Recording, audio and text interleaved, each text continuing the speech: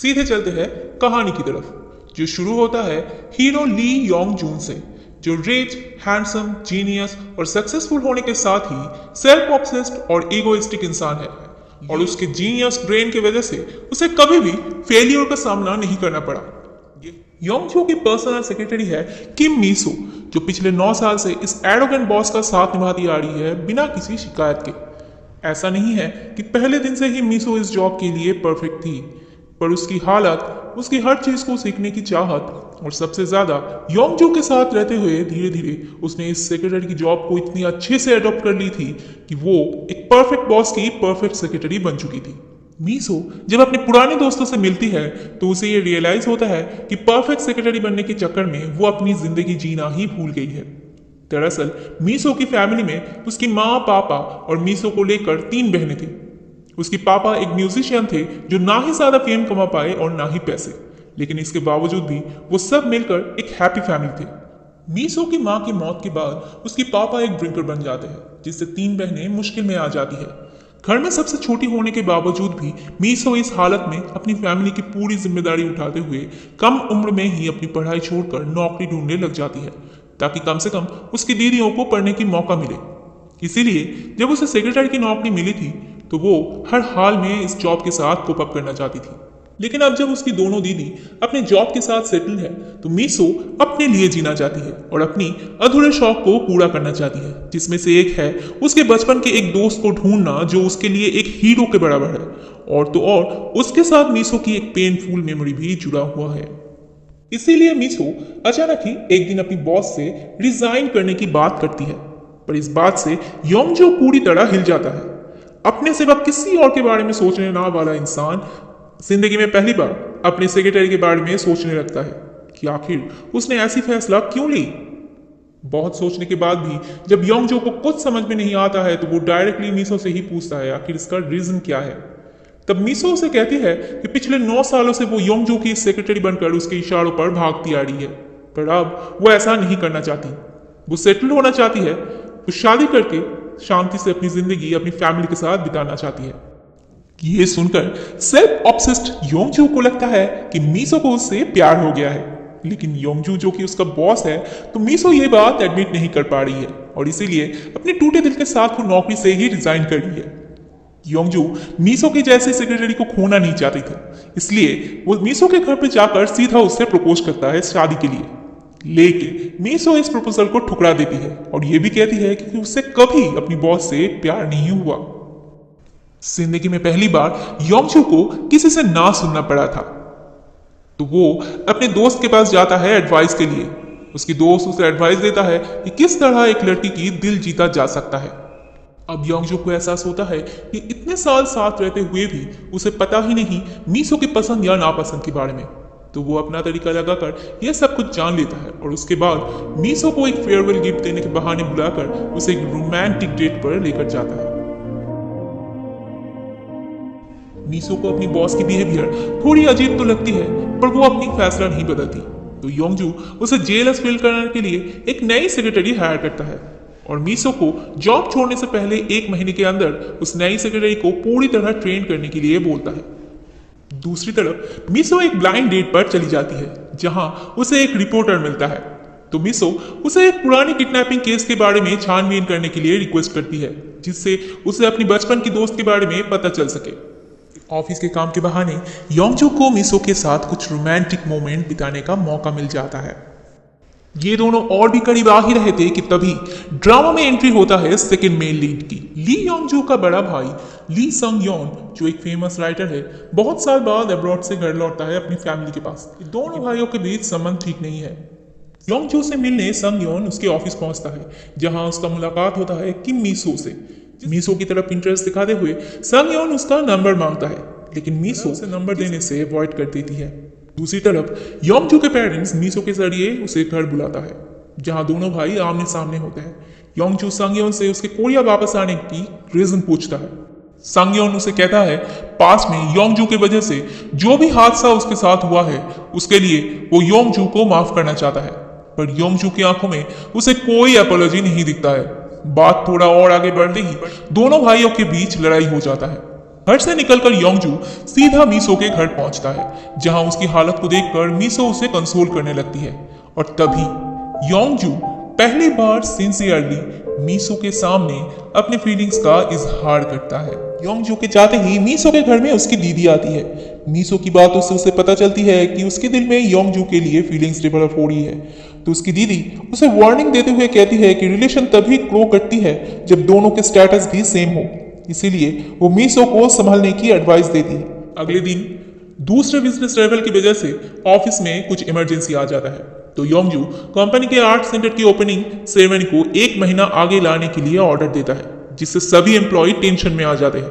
पर मीसो अपनी एक्सपीरियंस से काम को आसान बना देती है, लेकिन ये काफी नहीं था दूसरे कंप्यूटर को पीछे छोड़ने के लिए। उन्हें जरूरत थी कुछ यूनिक आइडियाज की, तो मीसो अपनी दिमाग लगाती है और मॉर्फियस नाम के एक राइटर जो उस वक्त बहुत ज्यादा फेमस थे कोरिया में, उनका एक लाइव इंटरव्यू आर्ट सेंटर की इनॉग्रेशन के दिन अरेंज करने की कोशिश करती है, क्योंकि अब तक इस फेमस ऑथर का कोई आइडेंटिटी रिवील नहीं हुआ था। दूसरी तरफ योंगजून का पर्पस अब चेंज हो गया था। वो मीसो को एज ए एम्प्लॉय नहीं बल्कि एज अ लाइफ पार्टनर अपने पास रखना चाहता था। वो मीसो को ऑफिशियली प्रपोज करने के लिए रेस्टोरेंट में बुलाता है। मीसो भी खुश हो जाती है और तैयार होकर उससे मिलने निकलती है कि तभी मॉर्फियस का फोन आता है मीसो के पास, जो उससे अभी मिलना चाहता था। तो मीसो अपनी डेट को मिस ना करते हुए उसे भी उसी रेस्टोरेंट में आने के लिए कह देती है। और सरप्राइजिंगली मॉर्फियस कोई और नहीं बल्कि संग योन ही था। तो मीसो उससे माफी मांगती है पहले की रूड बिहेवियर के लिए। संग योन राजी होता है इंटरव्यू के लिए कि तभी वहां पे योंगजू आ जाता है और संग योन के साथ मिसबिहेव करके उसे वहां से जाने के लिए कहता है। मीसो जब उसे समझाने की कोशिश करती है तो वो कुछ ना सुनकर इंटरव्यू को कैंसिल करने के लिए कह देता है, जिससे मीसो अपसेट होकर वहां से चली जाती है। अगले दिन मीसो योंगजू से कोल्डली बिहेव करती है, तो योंगजू उससे माफी मांगना चाहता है, but it's hard for him क्योंकि उसने इससे पहले कभी किसी से सॉरी नहीं कहा था। उधर ऑफिस गॉसिप के थ्रू मीसो को पता चलती है कि संग योन योंगजू का बड़ा भाई है और मीसो समझ जाती है योंगजू की गुस्से की वजह। 9 साल पुरानी सेक्रेटरी होने की वजह से उसे पता रहती है कि कैसे बचपन में योंगजू के भाई ने उसे रास्ते में गुम करके चला गया था, जिससे बहुत मुश्किल से वो घर पहुंच पाया था। तभी से दोनों भाई के बीच संबंध ठीक नहीं है। मीसो को और भी याद आती है कि कैसे उसकी परफेक्ट बॉस को एक वैर से डर लगता है और उसे बुरे सपने भी आते हैं। मीसो को खुद स्पाइडर से फोबिया थी, तो वो योंगजून की डर को अच्छी तरह समझ पाती है। अपनी गलती समझते ही मीसो तुरंत योंगजू से मिलने जाती है और मिलते ही दोनों एक दूसरे से सॉरी कह देती है। योंगजू अपने रिलेशन को एक कदम और आगे बढ़ाने के लिए मीसो को किस करना चाहता है, पर अपनी फोबिया की वजह से वो ऐसा कर नहीं पाता और मीसो एक बार फिर उसके ऊपर गुस्सा होकर एक दिन की छुट्टी लेकर घर चली जाती है। छुट्टी तो वो ले ली थी, पर उसे समझ नहीं आती कि करे तो करे क्या। तो सडनली उसे डर लगने लगती है कि जॉब छोड़ने के बाद कैसे वो अपनी वक्त गुजारेगी। अगले दिन मीसो ऑफिस के लिए जा ही रही थी कि तभी उसके पास फोन आता है रिपोर्टर का, जिससे वो 20 साल पुरानी किडनैपिंग केस के बारे में छानबीन के लिए रिक्वेस्ट की थी। रिपोर्टर उसे बताता है कि उस वक्त यूमयोंग ग्रुप का एक बेटा जो 4th क्लास में पढ़ता था उसका किडनैपिंग हुआ था, लेकिन कंपनी की तरफ से इस रिपोर्ट को ढक दिया गया और उसने खोज लगाई है कि उस वक्त उनके बड़े बेटे ही क्लास 4 में पढ़ता था। लेकिन मीसो को याद आती है कि योंगजू ने कहा था कि उसे 2nd स्टैंडर्ड से सीधा 4th स्टैंडर्ड में उसके भाई के साथ उठा दिया गया था उसकी इंटेलिजेंस की वजह से। और तो और उसका बुरा सपना देखना, केबिल से फोबिया और उसके पैरों में केबिल से बंधे रखने का गहरा निशान, ये सारी बातें इशारा करती है कि योंगजू ही वो लड़का है जिसकी मीसो 20 साल से इंतजार कर रही थी। इस बात को रियलाइज करते ही मीसो की बिहेवियर योंगजू की तरफ पूरी तरह चेंज हो जाती है। वो जिस तरह योंगजू को देखने लगती है उसे योंगजू भी कंफ्यूज हो जाता है कि आखिर एक रात में ऐसा क्या हो गया। इनके लवी डवी सीन्स चल ही रहे थे कि तभी अचानक मीसो की असिस्टेंट उसे कहती है कि मॉर्फियस ने एक स्टोरी अपलोड की है अपने बचपन में उसके किडनैप होने के बारे में, जिसे पढ़कर मीसो देखती है कि उसने वही सब बातों का जिक्र किया है जो किडनैपिंग के वक्त मीसो के साथ भी हुआ था। अब मीसो पूरी तरह कंफ्यूज थी कि इन दोनों भाइयों में से वो कौन है जो मीसो के साथ बचपन में किडनैप हुआ था। मीसो की किडनैपिंग उसके खुद के लिए ही एक मिस्ट्री थी, क्योंकि जब भी वो अपनी फैमिली से इस बारे में पूछती थी तो उसकी दीदी या उसके डैड हमेशा ही कहते थे कि मीसो के साथ कभी भी ऐसा कुछ नहीं हुआ, मीसो कभी भी किडनैप नहीं हुई थी। लेकिन मीसो को यकीन थी कि जो भी थोड़ी बहुत यादें उसके दिमाग में बसी हुई है वो उसकी वहम या ख्वाब नहीं बल्कि उसके साथ हकीकत में वो हो चुकी है। इसलिए मीसो और भी ज्यादा बेकरार थी उस लड़के से मिलने के लिए जो उस वक्त उसके साथ वहां मौजूद था। मीसो तब इतनी छोटी थी कि उसे इस लड़के की नाम तक याद नहीं, उसे याद थी तो सिर्फ उसके बचपन के चेहरे। इसीलिए मीसो पहले योंगजू के दोस्त यूसी के पास जाती है इस बारे में पता करने के लिए, लेकिन उसे वहां कुछ भी मदद नहीं मिलती। तो मीसो सीधा योंगजू से ही मिलकर उसी से जानना चाहती है। तो योंगजू उसके बाद वो कहता है कि बचपन में वो नहीं बल्कि उसका भाई संगयोन ही किडनैप हुआ था। इसी के साथ दोनों के चेहरे पर एक मायूसी छा जाती है। मीसो जैसे संगयोन नहीं बल्कि योंगजू का नाम ही सुनना चाहती थी।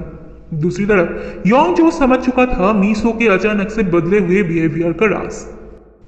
ऑफिस के बाहर मीसो संगयोन से मिलती है और उसे बताती है कि वो भी उसके साथ बचपन में उसी जगह पर किडनैप हुई थी। बट सरप्राइजिंगली मीसो देखती है कि संगयोन को मीसो के बारे में कुछ भी याद नहीं। इसका रीजन बताते हुए संगयोन उससे कहता है कि उस हादसे के बाद उसका मेमोरी चला गया था। और तो और संगयोन उसे बिल्कुल योंगजू के ऑपोजिट एक स्टोरी बताते हुए कहता है कि उसके किडनैपिंग के पीछे योंगजू का ही गलती था।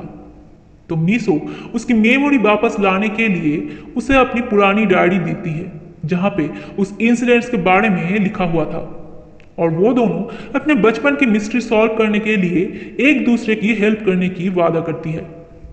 इधर योंगजू घर लौटते हुए दोनों को एक साथ देखकर भी वहां से चुपचाप चला जाता है। मीसो इसके बाद ऑफिस के काम के लिए योंगजू के घर आती है, जहां दोनों के बीच एक बार फिर बॉस और एम्प्लॉय वाला पुराना फॉर्मल रिलेशन आ गया था। मीसो को वहां अपनी पुरानी रिज्यूम मिलती है जिसमें वो देखती है कि उस वक्त इस जॉब के लिए मीसो सबसे कम क्वालिफाइड कैंडिडेट थी, पर फिर भी उसे ही ये जॉब मिली। योंगजू को जब इसकी वजह पूछती है तो योंगजू उसे ठीक से जवाब ना देकर उसे घर जाने के लिए कह देता है। मीसो और संगयोन बार बार मिलते रहते हैं और वो दोनों पुरानी किडनैपिंग की जगह पर जाने की प्लानिंग करते हैं ताकि उन्हें कुछ याद आ सके। लेकिन इस बात को जानकर योंगजू बेचैन हो जाता है। एक तरफ वो संगयोन को कहता है मीसो से दूर रहने के लिए, तो दूसरी तरफ वो मीसो को समझाता है कि पास्ट को छोड़कर उसे अभी प्रेजेंट में जीना चाहिए और उसकी और योंगजू के रिलेशन को इंपॉर्टेंस देते हुए मीसो को योंगजू से शादी कर देनी चाहिए। लेकिन फिर एक बार मीसो इस प्रपोजल को ठुकरा देती है। अगले दिन ऑफिस के आउटडोर एक्टिविटीज के लिए मीसो बाकी सारे ऑफिस स्टाफ के साथ चली जाती है, जहां वो लोग काम के साथ थोड़ी एंजॉयमेंट के मूड में भी थे। इधर योंगजू अकेले में फिर एक बार मीसो के रिजेक्शन के बारे में सोचकर परेशान हो जाता है और वो सीधा पहुंचता है अपने ऑफिस टीम के पास। बॉस के आते ही सारे एम्प्लॉयज काम को लेकर सीरियस हो जाते हैं, लेकिन योंगजू का पर्पस था मीसो के साथ थोड़ी अकेले में वक्त बिताना। इसीलिए वो सारे एम्प्लॉयज को गेम खेलने के लिए भेज देता है और दोनों को जब अकेले में बात करने का मौका मिलता है तो योंगजू सीधा मीसो से कहता है कि वो यहाँ पे मीसो के लिए ही आया है और एक बार फिर वो मीसो को पास्ट को छोड़कर प्रेजेंट में जीने के लिए कहता है। दोनों बात कर ही रहे थे कि तभी एक मकड़ी को देखकर मीसो डर जाती है। तो योंगजू उसे तसल्ली देते हुए कहता है कि शायद उसके बचपन में किसी इंसिडेंट की वजह से मीसो को स्पाइडर से इतनी डर लगती है, जबकि ये इतनी बड़ी बात है ही नहीं। और उसे कंफर्ट करते हुए योंगजू उसे एक टॉफी खाने के लिए देता है, जिसे देखकर मीसो को याद आती है कि बचपन में किडनैपिंग के वक्त उस लड़के ने भी मीसो को यही चॉकलेट दी थी। थोड़ी नॉर्मल होने के बाद मीसो कहती है कि वो अब तक की जिंदगी दूसरों के लिए जीती आई है और अब जब उसे मौका मिली है तो वो थोड़ा वक्त संगयोन के साथ बिताना चाहती है, जिसने मुश्किल घड़ी में मीसो का साथ दिया था और एक हीरो के जैसे उसे वहां से बचा कर भी लाया था। लेकिन इस बार योंगजू समझदारी दिखाते हुए और मीसो को सपोर्ट करते हुए कहता है कि उसे जो भी करनी है या जो भी जाननी है वो कर सकती है, क्योंकि योंगजू को पता है आखिर में मीसो योंगजू को ही चुनेगी। इस बात को सुनकर मीसो के चेहरे पर एक क्यूट सी स्माइल आ जाती है। इसके बाद मीसो संगयोन से मिलती है और दोनों मिलकर उस जगह पर भी जाते हैं जहां वो लोग किडनैप हुए थे। लेकिन ये देखना ऑडली सैटिस्फाइंग होगा कि मीसो संगयोन के साथ अनइजी हो रही थी, और तो और वो खुद के बारे में और भी ज्यादा श्योर हो रही थी कि उसके दिल में संगयोन नहीं बल्कि योंगजू ही है। दूसरी तरफ योंगजू मीसो को अपने पेंट हाउस में बुलाता है अकेले में टाइम स्पेंड करने के लिए, तो मीसो भी खुशी खुशी तैयार होकर चली जाती है, जहां एक बार फिर योंगजू मीसो को किस करना चाहता है पर कर नहीं पाता। लेकिन इस बार मीसो बात को संभाल लेती है। तभी वहां पे यूसिक आ जाता है कबाब में हड्डी बनकर, तो मीसो जल्दी से वहां से चली आती है। रास्ते में मीसो योंगजू के पैरों के निशान और किस करने से उसके फोबिया के बारे में ही सोचती रहती है। अगले दिन ऑफिस में वो यूसिक से इसके बारे में पूछती है, तो वो कहता है कि योंगजू कभी भी अपने पर्सनल लाइफ के बारे में किसी से डिस्कस नहीं करता है। उधर संगयोन मीसो की डायरी पढ़कर उसके बारे में सोचने लगता है और अपनी माँ से कहता है कि किडनैपिंग के वक्त वो अकेला नहीं बल्कि उसके साथ मीसो भी थी, जिसे जानकर संगयोन की माँ मैडम ली मीसो को घर बुलाती है और उसे कहती है कि उस वक्त उनका बेटा 4 दिन के लिए घर से गायब था, पर उन्हें आज तक नहीं पता कि उस वक्त उसके साथ कोई और भी थी। वो मीसो से उस वक्त क्या क्या हुआ था वो जानना चाहती है, तो मीसो कहती है संगयोन ने अपनी दिमाग लगाकर खुद को और मीसो को वहां से छुड़ाया था और उसे सेफली अपने घर पहुंचा दिया था। इसे सुनकर मैडम ली कहती है कि उनका बेटा बचपन से ही जीनियस है। दोनों बात कर ही रहे थे कि तभी वहां संगयोन आ जाता है और मीसो नोटिस करती है कि संगयोन के पैर में योंगजू के जैसे कोई निशान नहीं है। संगयोन मीसो को बाहर तक छोड़ने आता है और उससे पूछता है कि क्या संगयोन मीसो का पहला प्यार है, पर मीसो इस बात को टालते हुए वहां से चली जाती है। योंगजू घर में आता है और वो संगयोन के एब्सेंस में मीसो की डायरी को देखने लगता है कि तभी संगयोन वहां पे आ जाता है और उसे कहता है कि डायरी पर सिर्फ उसी का हक है, और वो योंगजू को मीसो की डायरी पढ़ने से मना करता है और इसी के साथ दोनों के बीच एक बार फिर बहस हो जाता है। जाते वक्त योंगजू अपनी माँ से कहता है कि मीसो को कभी भी घर में बुलाकर किडनैपिंग के बारे में ना पूछे, जिसे सुनकर उसकी माँ परेशान हो जाती है। मीसो के दिल में भी सवाल उठ रही थी। उसकी इनर वॉइस बार बार ये कह रही थी कि संगयोन नहीं बल्कि योंगजू ही वो लड़का है, लेकिन ये सोचकर वो और भी ज्यादा कंफ्यूज हो रही थी कि ना कि सिर्फ संगयोन बल्कि उसका फैमिली, यहाँ तक कि योंगजू खुद इस बात को कंफर्म कर चुका है कि उस वक्त वो नहीं बल्कि उसका भाई ही किडनैप हुआ था। तो आखिर सच क्या है? आर्ट सेंटर की ओपनिंग में मीसो और योंगजू बिजी थे, जहां संगयोन आकर मीसो का हाथ पकड़ के उसे अपनी इंटरव्यू की स्पीच को रीचेक करने के लिए कहता है, पर योंगजू भी वहां था तो मीसो जल्दी से अपना हाथ छुड़ा लेती है। इसके बाद संगयोन स्टेज पर जाके अपने रिलेशनशिप स्टेटस को लेकर एक सवाल के दौरान डायरेक्टली मीसो की तरफ इशारा करते हुए प्रपोज करने की कोशिश करता है, जिसे देखकर योंगजू गुस्से से वहां से चला जाता है। पर इस बार मीसो उसके पीछे भागती है और योंगजू के सामने जाकर सारी गलतफहमियों को दूर करते हुए वो योंगजू से प्रपोज करती है। योंगजू चाहते हुए भी फिर एक बार मीसो को किस नहीं कर पाता, तो मीसो खुद ही योंगजू को पहली बार किस करती है। मीसो की कन्फेशन योंगजू को और भी कॉन्फिडेंट कर देता है, लेकिन इतने सालों से एक आम एम्प्लॉय की तरह काम करने वाली मीसो के लिए अपने रिलेशन को ऑफिस में एक्नॉलेज करना थोड़ी मुश्किल थी। तो ऑफिस में सबसे छुपते छुपाते दोनों की रोमांस चलती रहती है। उधर संगयोन के कॉन्फेशन के बाद से ही मीसो उसे अवॉइड कर रही थी, तो वो अपोलोजाइज करते हुए मीसो को मैसेज करता है, जिसे देखकर मीसो डिसाइड करती है कि उसे संगयोन से अब क्लियर हो जानी चाहिए। तो वो योंगजू को बताकर ही संगयोन से मिलने जाती है और संगयोन से कहती है कि उसके दिल में संगयोन के लिए ऐसी कोई फीलिंग्स नहीं है, वो बस थैंकफुल है पिछले के उस वक्त के लिए। संगयोन उसे पूछता है कि क्या इसका रीजन योंगजू है, तो मीसो सीधा हाँ में जवाब देती है। संगयोन गुस्सा होकर एक बार फिर पुरानी बातें दोहराने लगता है, तो वहां योंगजू आकर उसे चुप करा के मीसो को वहां से ले जाता है। वहां से निकलकर मीसो योंगजू से पूछती है कि क्या उसे संगयोन के लिए बुरा नहीं लगता, तो योंगजू कहता है कि जो बात उसे याद ही नहीं उसके लिए क्यों बुरा लगेगा। मीसो एक बार फिर योंगजू से कहती है कि उसे अब भी लगती है कि वो लड़का योंगजू ही है और उसे सब कुछ याद भी है। पर योंगजू इस बात से डिनाई करते हुए मीसो से पूछती है कि क्या इस बात के लिए मीसो की फीलिंग्स योंगजू के लिए चेंज हो जाएगा। पर मीसो स्ट्रांगली कहती है कि चाहे योंगजू कोई भी हो, मीसो उसी से प्यार करती है। रात में मीसो के घर आकर योंगजू डिनर कर रहा था कि तभी वहां मीसो की सिस्टर्स आ जाती है। योंगजू तो रेडी था उनसे मिलने के लिए, लेकिन मीसो उसे अपने कबाड़ में छुपा देती है और मीसो की सिस्टर्स पहले की तरह ही योंगजू को सेल्फ ऑब्सेस्ड कहते हुए मीसो को उससे दूर रहने की सलाह देती है। जो कबाड़ में बैठा योंगजू सुन रहा होता है और वो समझ जाता है कि मीसो की फैमिली में उसको जल्दी एक्सेप्टेंस नहीं मिलने वाला है।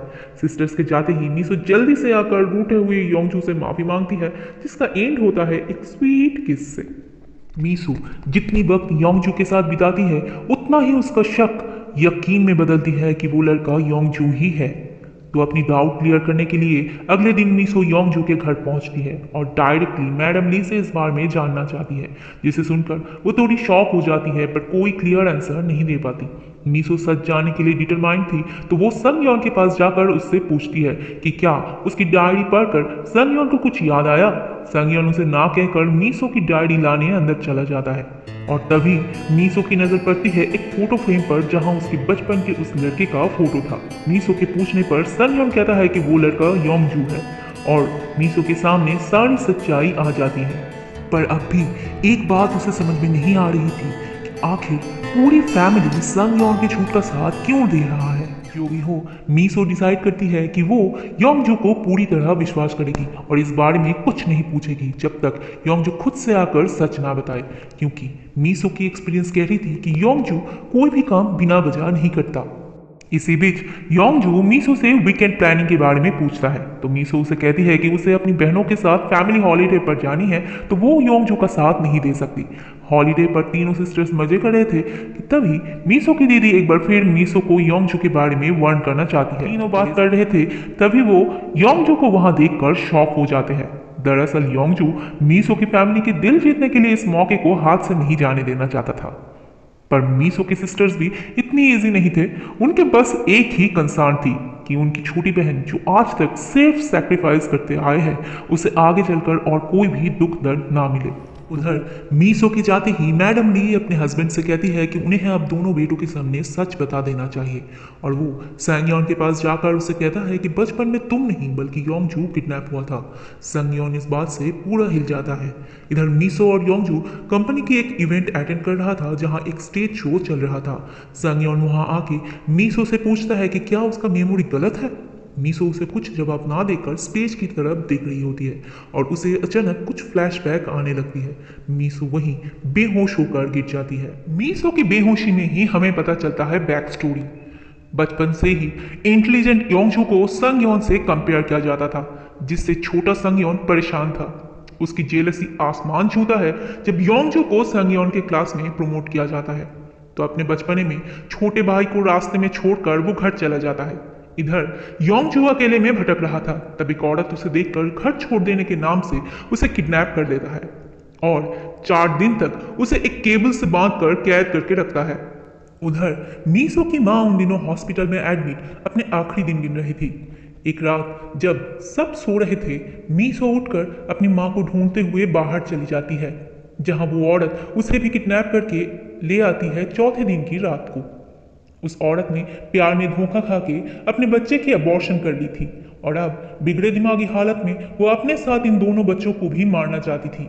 डरी हुई मीसो जब योंगजू के पास सो गई थी तो उस औरत ने मीसो के गले में रस्सी डालकर उसे मारनी चाहिए, पर योंगजू चालाकी से बातों के जरिए उसकी ध्यान भटका दी और उस औरत ने बच्चों को छोड़कर उन्हीं के सामने खुदकुशी कर ली।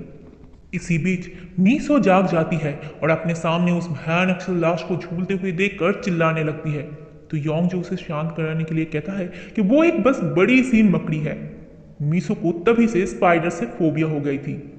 डरा हुआ योंगजू किसी तरह खुद को और मीसो को छुड़ाकर वहां से बाहर आता है और मीसो को उसके घर छोड़ता है।